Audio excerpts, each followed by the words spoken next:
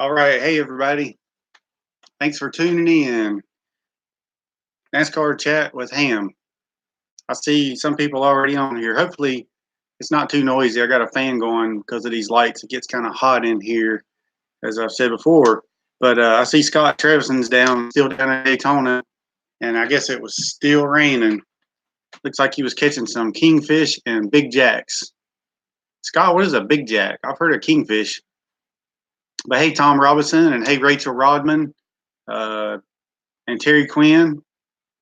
What a great American race it was yesterday. The Coke Zero 400 Monster Energy NASCAR Cup Series race. And Beer Man was down there, Scott Jefferson. And if you don't know me, my name is David Ham.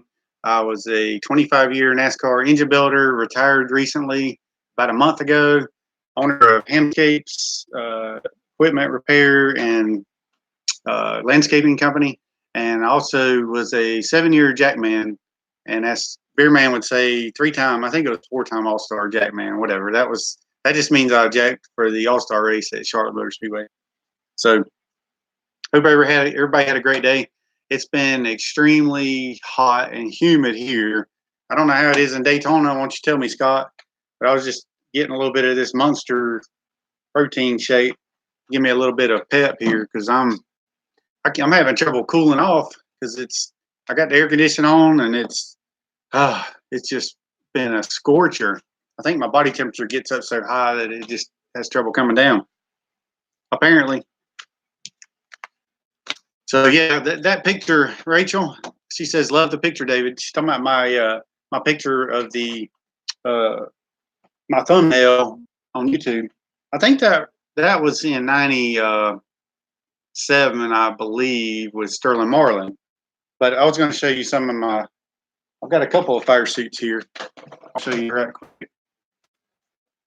This one's from 97. How about that? Actually, the picture on there was, I think that was from 98. But yeah, this was my old fire suit. It still got, for a little while there, I was putting some tape because and the tape's still on there, still old duct tape. But I would run my wire for my headset right through there and then put some tape on it to keep it from getting caught up in my jack handle. So there's the one. I know Scott remembers this really well. And this is from 97. I think that was actually the year that we split the team because we had Nemechek and we had Robbie Gordon. All right, about that.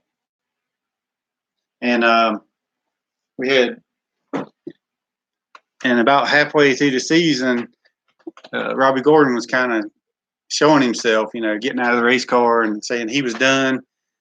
He wasn't, whenever we were working on the car, getting ready to get him back on the track, and he decided he was done. So we just said, all right, we're basically going to move you down to the B team, and then we're going to move Nemechek up to the A team. So the pit crew we just switched pit crews, the whole deal. So yeah, I've got a bunch of fire suits, and like I said, one of these days I'm going to do a video and try them on or just lay them out or something. I got to figure that out. But I got fire suits and shirts, team uniforms through the years. I even got a Blaze Alexander team shirt in the ARCA series because I used to jack for him. But I didn't keep the track phone fire suit because I was actually sharing that year with Rick Reeling. So, but yeah, I like all my fire suits. I think my wife wants me to sell them or something, but I'm like, I don't know. I just don't really want to get rid of them. I don't know. She hadn't really said that, but sometimes I think she wants me to sell everything, which I get it because I got way too much stuff, so I understand. And here's a car that I did, which I did several, and I've got more of these. This was the Pinewood Derby. How cool is that? There's my little. It wasn't much of a secret, but yeah, I got the date on there, 2005. Yeah, 2005. How cool is that? It was for my son's RA or at church, RAs. Yeah. So the next year though, I built a car that we went on and won the state with it. So this was kind of like my learning car, you know. I had the weight under here. I did extend the wheelbase to make it go faster and straighter.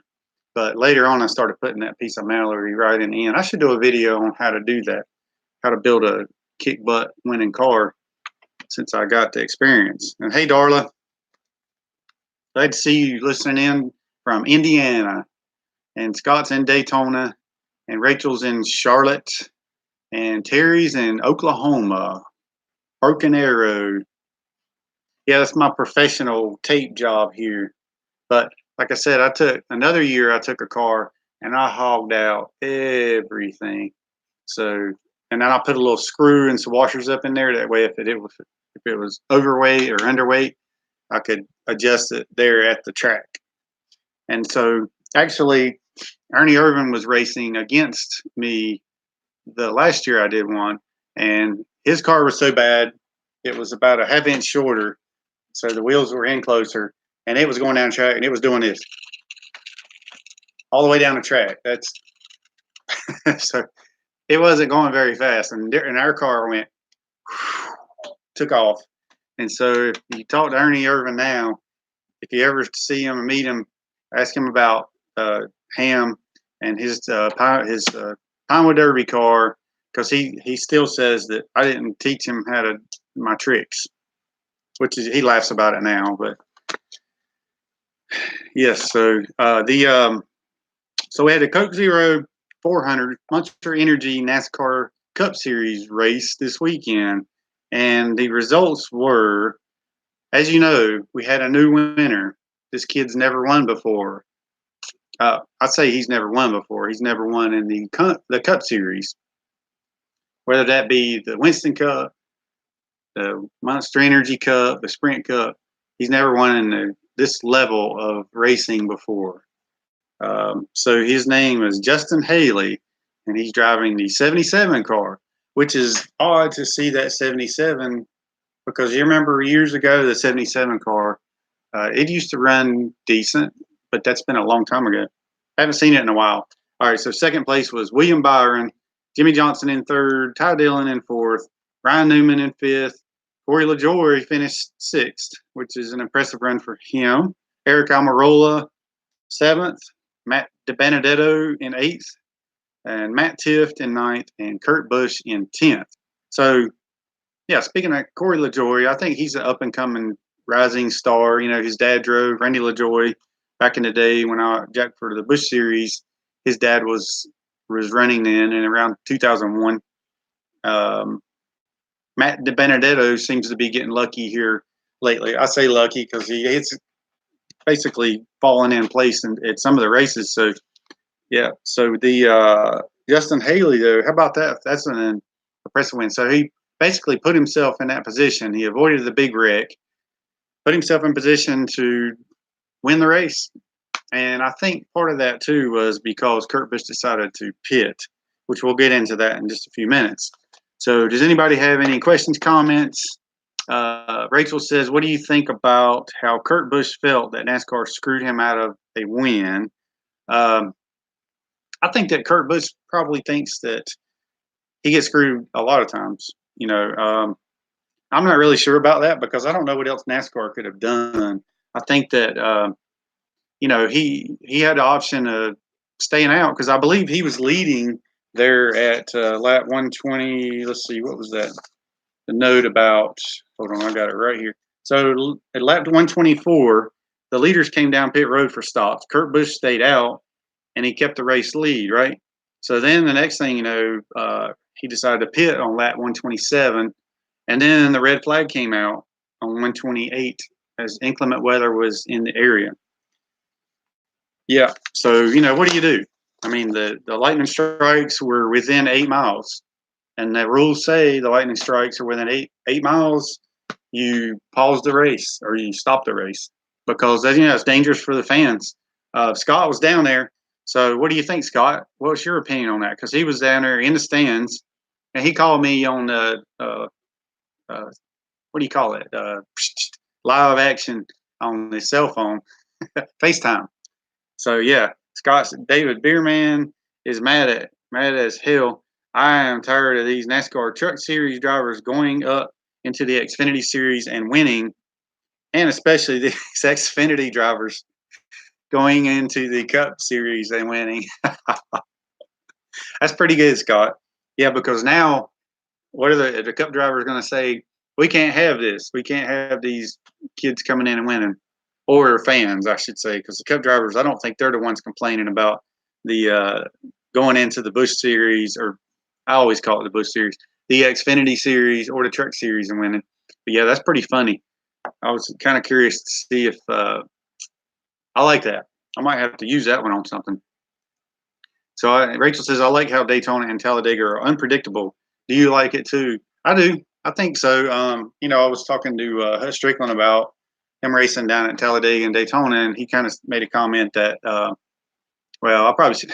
He said basically he was saying that anybody could get out and drive those cars around those tracks because but he's talking about back in the old restrictor plate days that so the cars were a little different then. I mean, now it's almost like they really have to drive the cars. They have to lift off the throttles and all that kind of stuff. So, but I think it's neat because when you go to Talladega or Daytona as a young new driver, I think it incentivizes other young new drivers to be able to have a possibility to win.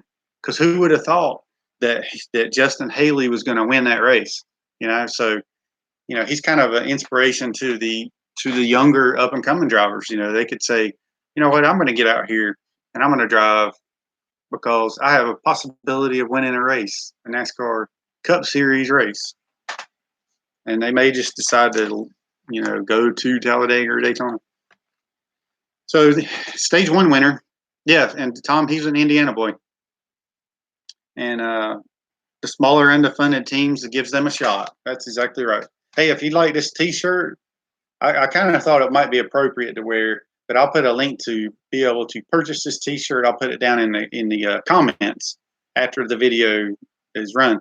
But I thought that was kind of neat. I'm offended that you're offended. Maybe should get one of these to Kurt Busch. I don't know. Just a thought. Stage one winner was Joey Logano. Stage two winner was Austin Dillon, of course. So the rain was shortened to 127 laps due to rain. Let's see the stats. Let's go over the actual. All right, so lap one, the engines fired, the cars are rolling off the pace laps. All right, Logano led the first lap after starting on the pole. Kyle Busch jumps out to the lead with the help from a teammate, Hamlin. I was hearing a little bit of that about the teammates. We heard that again, just like we heard it earlier at Daytona, where the Chevrolets were going to gang up on and Toyotas were going to gang up on the Fords. So now I think they're just like, well, we need to stick together. Toyotas need to stick with Toyotas and Chevrolets, so on and so forth. Scott says the racing was awesome. Ford dominated the first stage and Chevy dominated second, but Justin Haley won. Bottom line, he won the race. And I'm not offended that he won the race. Good for him. Rachel says, speaking of being offended, I liked how the drivers interviewed during the rain delay spoke about prayer. Yes, that is an extremely good point there. I like that too, Rachel. I think that they need to have more of that in more sports. I think the women's soccer team needs to talk about that too, instead of getting on their knees for the national anthem. Don't get me started. Don't get Tom started on that either. Is Justin Haley's uncle Todd Braun from Braun Racing? You know what? That guy that was in the interview with him, I don't know. He kind of said, I think I had something to do with this win too, or something like that. So I kind of chuckled. I thought, all right, well, good. But I don't know about that Braun Racing thing. I do know the guy had some inside, what is it? Spectre. Oh, shoot. It was they do a lot of media stuff for a lot of the different race teams. So there was a little bit of controversy about his win. But you know what? I don't know. Somebody wrote an article about it. Maybe I'll put a link down below. Maybe I won't. But there's always going to be controversy about when somebody different wins. They're, I think his Vegas odds were like 1,001 to win or something like that. But yes, Rachel, we should be proud of the Christian tradition. Absolutely. This country was founded by Christians, and we need to keep it going. Yes, Terry Quinn says Spire. But yeah, we need to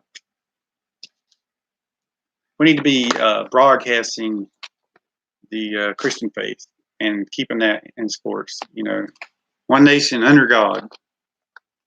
So Logano leads first lap. I went through that. Kyle Busch lead. Logano takes the top spot back with assistance from Harvick. So after the second lap, Kyle Busch and Hamlin joining up.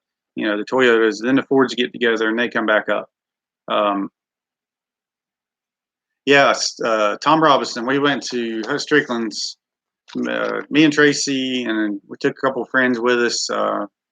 Went over to Hut Strickland's house for his party, and that was a lot of fun. I should actually put a video together because we had I was in that DJ booth, so I was playing my.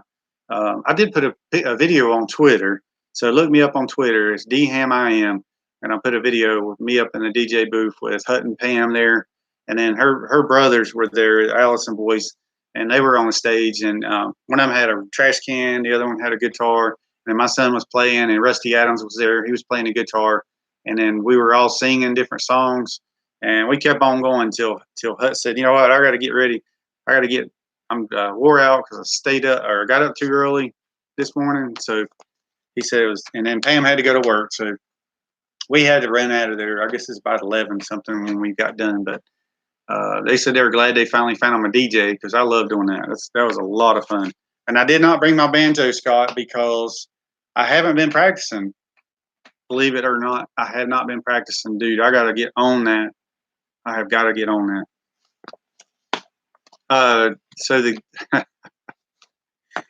Justin Haley's uncle looked like Todd Braun.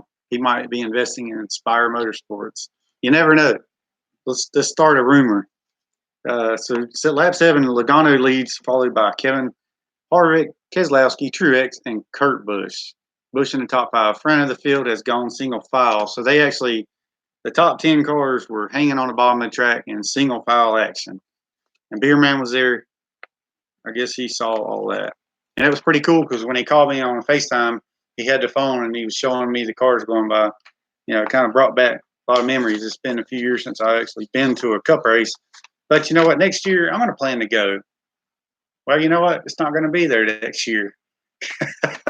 It's going to be at Indianapolis. Well, Scott, what do you think about a road trip up to Indy? We can go hook up with Tom up there. So on lap 48, 2 laps to go in the stage, Elliott and the Chevy train on the bottom are slowly making their way to challenge for the lead. Logano wins stage 2. They couldn't catch up with Logano. Excuse me. The lap 55, the green flag is back out for stage 2. Elliott leads. Stenhouse is second. And Stenhouse had a pretty good run going. You know, he spun out that one time. Was it Kurt Busch got into him, I believe. And they were, of course, the commentators were talking about it was like payback and all this kind of stuff. But, you know, green flag is out. Stage 2, Elliott leads. Stenhouse is second. Caution, the race leader, Stenhouse Jr., spins out trying to block Kurt Busch. So, you know, there could have been 2. I was on the phone with Beerman whenever that happened. Or was it right after that? Because he started saying about karma. It was after Kurt Busch spun out. So, yeah, Kurt Busch is a good pusher, says Rachel Rodman. That is very true. Tom says, Scott, I keep hearing there is a cup team getting out of the sport after this year. What's your thoughts? That is, we have heard that rumor. And then Rachel says, what do you think about how the drivers are working together as a manufacturer team, the Ford, Chevys, and Toyotas? You know what? That's kind of what they should be doing, I think, you know, because it's sort of what we've done for many years. You hardly hear, I don't know, there was a time whenever we were into the big restrictor plate racing where a Chevy and a Ford would run good together, and they might actually run a little better together. And I think that probably had something to do with, you know, back in the day, Robert Yates Racing had they had more horsepower basically than the other cars. So NASCAR would, you know, make their spoilers a little bit taller and things like that. So it's very possible that some of the Chevrolet cars that were close on horsepower they would get up behind the Yates cars with the taller spoiler, and they would, be down below that spoiler, so it would give them more air going across the top. And the way everything worked out, that might have made them faster. So, but nowadays they kind of need to sit together. The cars are all close to being the same, so you can really. I don't think it's going to matter if you switch from a Ford to a Chevy to a Toyota. So they might as well stick with their own kind, so to speak. So we're talking about the 17 car. I talked to Stenhouse one time about his,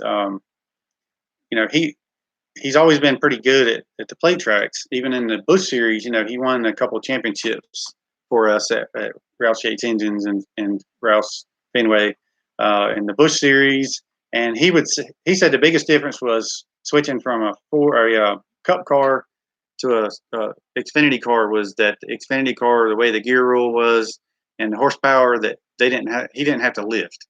He would flat foot it all the way around the track. So, I was thinking that might go over into now that they got the new engine package in the Cup Series. But it turns out they're having to lift some, so I don't know. But I thought that might translate to help him actually run better on the plate races now, because that's his style of driving. That's what was good at. Like I said, he won two Busch Series championships, Xfinity championships. So,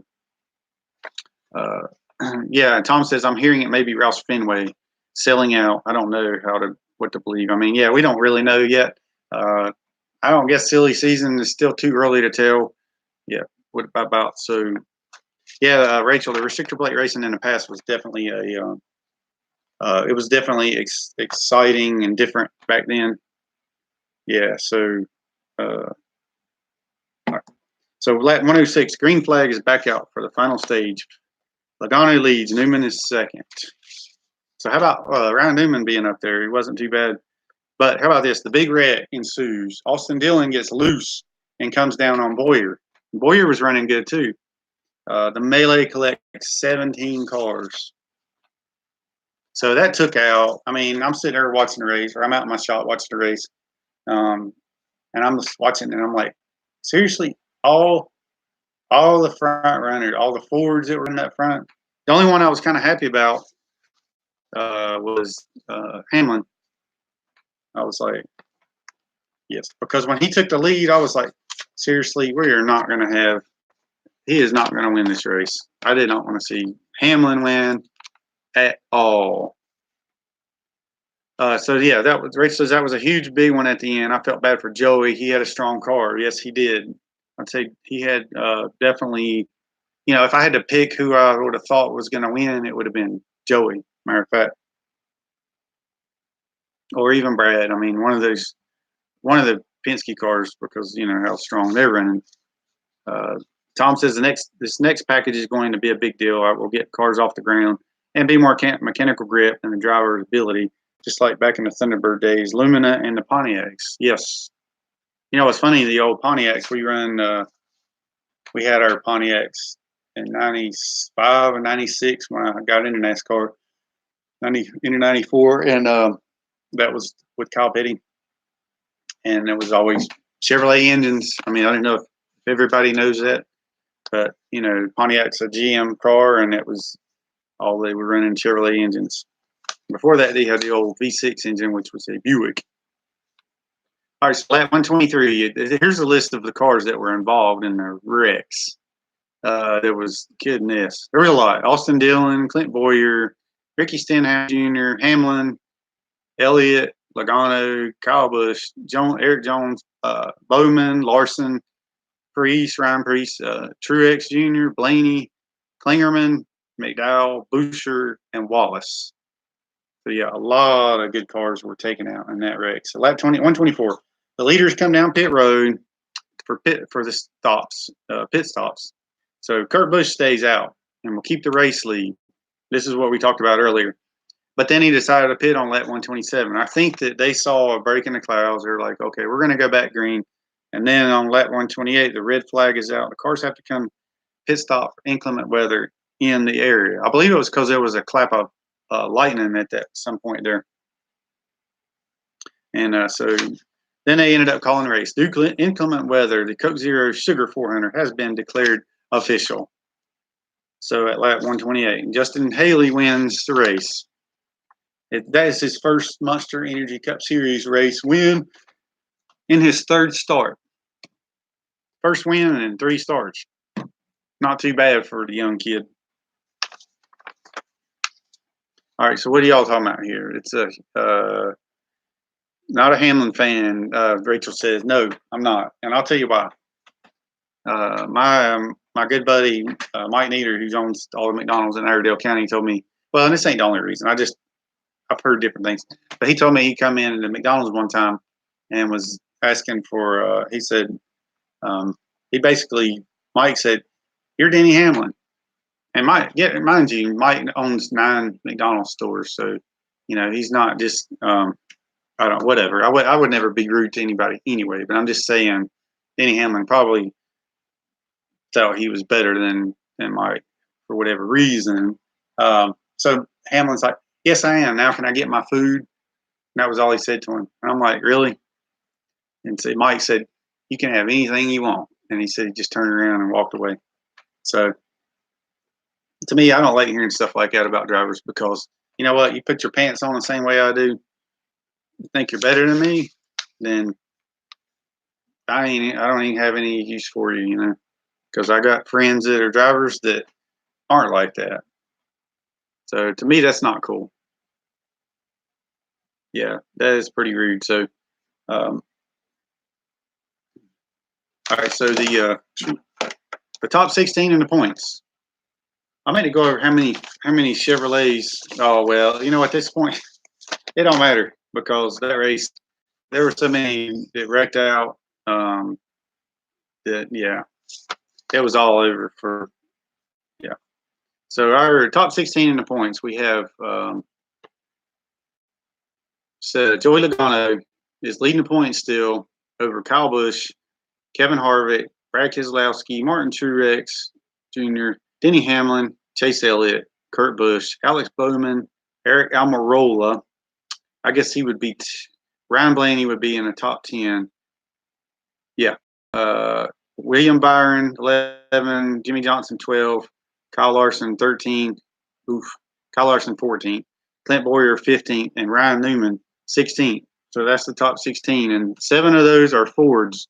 7 in the top 16. That's pretty good odds. That's almost a 50% odds for winning. I think 3 of those are Toyotas and the rest Chevrolet, something like that. So this race at Daytona was the 61 years that NASCAR has run at Daytona on July 4th, or July 4th weekend, I should say. Next year, the Daytona race will be run in August, and NASCAR will run the July 4th race at Indianapolis. Anybody have any thoughts on that? It's kind of sad for me. I thought I'd like to see. I was actually wanting to go down there for the July race, and I'm not really sure what the point in moving it. I'm sure it has something to do with money. So let's see what the Rachel Robbins said. Drivers should be more like the ones of the past, like Junior Johnson, helping countless people in NASCAR itself, and still being just a good old country boy. That's exactly right. Because you know what? It may or may not be a Southern thing, but I feel like there's more hospitable. The drivers from the South tend to be more hospitable. That's pretty much the way it is. So, although Hamlin is from Virginia, so I don't know. That's sort of in between. But my question is, why does the track want fans out of the stands for Lightning, but NASCAR lets Chevy drivers throw footballs into the stands to the fans to keep them in the stands? Scott, that's brilliant. That's a good question. So but you know what? I think the deal there is it's got to be 30 minutes, right, after a lightning strike. And that gives the storm. You think that with our meteorology skills these days, that they can detect if the lightning's within 8 miles away. Okay, if the clouds, the lightning, thunderheads, whatever, you could probably tell which direction it's moving. If it's moving away from the track, I don't know. You would think that they would say that let's go racing in 15 minutes. I don't know. But that's just the way it is. So, Rachel, that's a good point, though. Rachel Rodman or Richard Petty, who is the king yet still humble driver, considers Victory Junction to be his greatest accomplishment. Yes, absolutely. And you talk to the king, and he's always, you always hear stories. You always have heard about him signing autographs, and he'll stay till the last person. Every time I've talked to him, he's been extremely humble and nice. And that's the way all the drivers should be, in my opinion. Tom Robb says, I keep hearing about the air ducts in the front of the Mustangs are too big and slow us down. Any thoughts? Well, you know what? Those air ducts will slow you down. Maybe it's because the engines have so much horsepower, they have to have more air to cool. Of course, they're not really cooling the engine. They're cooling brakes and that kind of stuff. But, the air ducts, I don't know. Are they different sizes on different manufacturers? Well, I guess they would be because the front nose of the car is different. I don't know. That's a good point. But I think, I don't know if they have ways of taping those off or not. I haven't really looked at that. I should probably look at that next time I see a cup car, and maybe I can science that out. The next time I go to a race, I'll see if I can do that. Scott says, so it's safe to throw footballs in the stands outside, but not racing cars around a 2.5-mile track. Yeah, I guess. Apparently so. According to NASCAR, right? So Terry says, I heard it was due to the heat, but I always thought August was the hottest month. Yeah, I mean, August is supposed to be the hottest month, but I'll tell you what, I'm wondering if it's going to get any hotter than what it is right now. I hope not. Tom says it's hotter than heck right here in July. I'm glad for Indy to get it, but we will see how it goes for the Ford. I was wondering about that too because it's so daggum hot, and I know it's hot in Indy and humid. Last time I was up there, it was so really hot. So they put the race in July. I don't know. And the last race this season is not going to be at Homestead. So, all right. So, what's up? Beer Man and Beach Balls will get you thrown out. Paul Rodriguez says, "What's up, Paul?" It was cool to see Bubba Wallace and Rachel. Cool to see Bubba Wallace interacting with the fans. I'm glad the reporters recognized that, along with Joey signing autographs. Yeah, that was really cool. You know what? I thought I had some notes for Kentucky. Let me look through here. What the heck?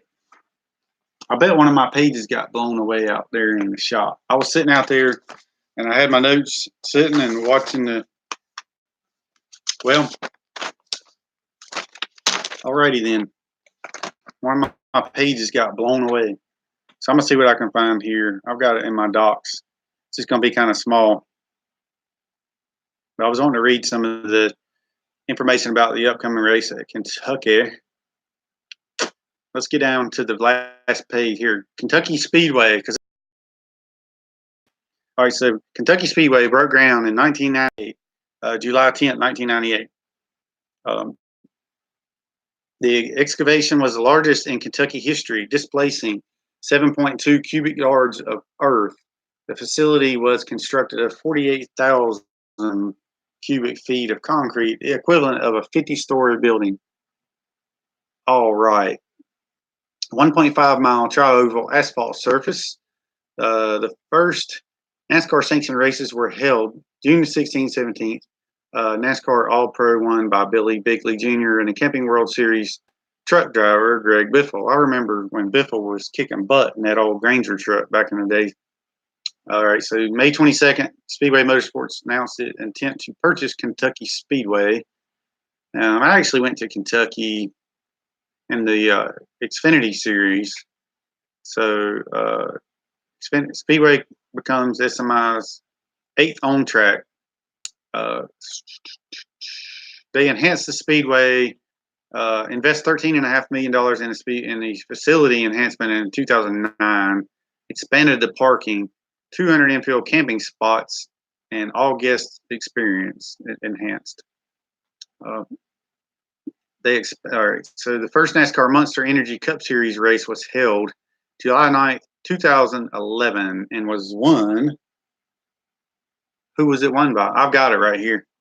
But if y'all want to take a guess at who won the first race at Kentucky, I can't believe I lost my notes because I had a few other little things, notes written down there. Perfect. Yep, it got blown away. I had 3 fans blowing on me in the shop this evening. So, however, the race was overshadowed by. Okay, this is after. I'll just go ahead and tell you. Kyle Busch won the race, and I believe Kyle Busch has the most top 10s there, and in most top 5s. I think he had 7 top 10s and 5 top 5s, so he has the most win. And I think Keselowski has the actual most wins. Kyle Busch has the most top 5s and top 7s. That's what it was. All right, and however, the race was overshadowed by numerous logistical problems. A massive traffic jam on I-71 resulted in as many as 20,000 fans being unable to get to the race. Can you imagine that? That sounds like Charlotte 600 back in the day. The traffic situation was so severe that Denny Hamlin nearly missed the pre-race drivers' meeting. Many fans en route by the halfway point were asked to turn back so those exiting could leave the race. Sorry, misspelled. The Speedway had not anticipated the sheer number of fans. Those unable to attend had their tickets redeemed so they could attend any race that season, which was nice of them. The Speedway increased the parking and worked with police to helping ingress and leaving traffic. Okay, so in 2017, Martin Truex controlled the race. There were 8 cars on the lead lap, and Truex led. Lead was so large, 15 seconds over Kyle Larson. So Martin Truex won the Kentucky race in 2018. So Martin Truex was your last race winner in Kentucky. So the winning performance was thrown back to the days when NASCAR drivers won by laps and not seconds. Yeah, I'm sure y'all have heard a lot of the stories by the old timers in NASCAR when they actually won the race by leading many laps. You know, they win the race by 2 laps. It's kind of crazy. So, but all right. Does anybody have any questions? And what you can do is you can go on this video after it's over with and ask me questions. And don't forget hit that like button, please, because if you do that, YouTube sees that people like it, and they will put it out for more people to watch, more people to see, more people to join in. And so hopefully that'll happen, and we'll get some more people joining in with us. I think next week we'll probably have Beer Man back. I think he's going to come home this week, right, Beer Man? Wednesday or Thursday or so. So we're going to have a big old party, I think, when Scott gets back in town. And we'll go hang out at Tiki Bar and all that good stuff. So looks like y'all are having a good. Scott says, I've always said drivers should be required to go up in the grandstands during rain delays and sign autographs at a booth instead of their $1 million motorhomes. Yes. That's one of the things, you know, I hear so many people say that you don't have the personalities of the drivers that they had back in the day. You know, that's one of the number one complaints. Even over cost of tickets or any of that kind of stuff. I think, you know, if they had the interactions with the drivers and they had the different personalities and the drivers maybe they were allowed to show their personalities, if they got complaints, voice their complaints, you know, put it out and NASCAR can't say anything or get mad or pine on or any of that kind of stuff. You know, I actually have interaction with the fans. The fans wouldn't care how much the tickets were if they knew, you know what, today I'm going to go hang out with Brad Keselowski, which he's one that goes through, you know, he goes around and sees people there in the infield and outside the track too, I'm assuming he does. So he goes and rides around and interacts with the fans. But, you know, I think if more drivers did that, then they might have more people going to the races. But from what Scott said and what it looked like, that the fans are going back to the stands. It does look like we're getting them back in the stands. Scott says, the question of the night, does anyone know how much a hamburger costs at Daytona International Speedway? And then Tom Robinson's guess is $6. Oh my goodness. Rachel's guess is $8. So the question tonight, how much does a burger cost at Daytona International Speedway? Just a burger. I guess that means just a burger, nothing else. Not a beer. Because I think the beers are probably, if I had to guess, maybe they're if you buy them at the track, the tall beers, $7 or $8. And Paul says $5 for a regular Coca-Cola. 200Z. I'm not sure what that means, but $5 for regular Coca-Cola. Rachel says $8. Scott, what's the answer? What is the answer, Scott? What would that answer be? How much is it for a hamburger at Daytona? So what? Are you kidding me? Scott says it was what? $12. And Jake McVia says $12. So he got it right. That's crazy. I mean, okay. How can they justify that? Really? Paul says I couldn't afford the hamburger. And then, yeah, Tom says that's nuts.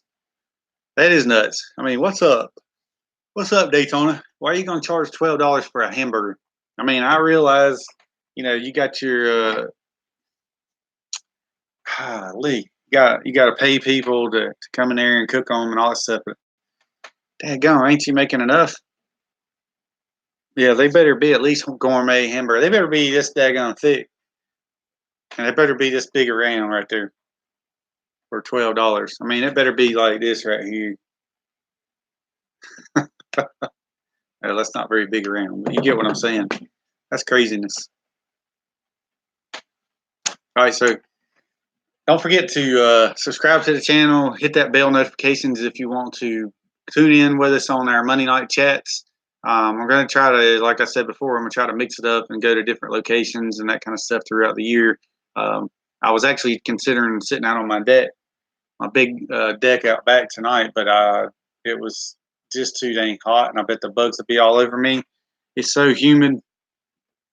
So, yes, Tom, you said it right. You got to take your smoker there, and we make a fortune.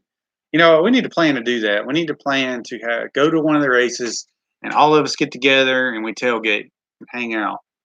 So we need to find a racetrack that's somewhat centrally located, maybe, that where y'all can. Of course, you got Terry in Oklahoma, but we got Rachel in Charlotte, and we got Tom in Indiana, and Scott Beerman here in Statesville. So I think that'd be a good idea. What do you think, Scott and Tom and Paul? I think we all could make that happen. Scott says not to worry, I brought plenty of beer. That is one of the good things, that you can bring your own beer into the racetracks, but you can bring your own beer, you can bring your own coolers, but you might have to haul it a mile to get in there. That might give me an idea for an invention. So, oh yeah, Tom says Bristol, baby. All right, yeah, Rachel, you too. So yeah, we need to head up to Bristol. I actually got family up there too. I could go visit them. I go visit my family up there in Elizabethton, right there, Bristol. I've gone to Bristol and stayed with them before. Scott says the Roval. So yeah, the Roval's coming up. So what we do, that'll be in October. So maybe that's the one. Maybe that's the race we need to go to.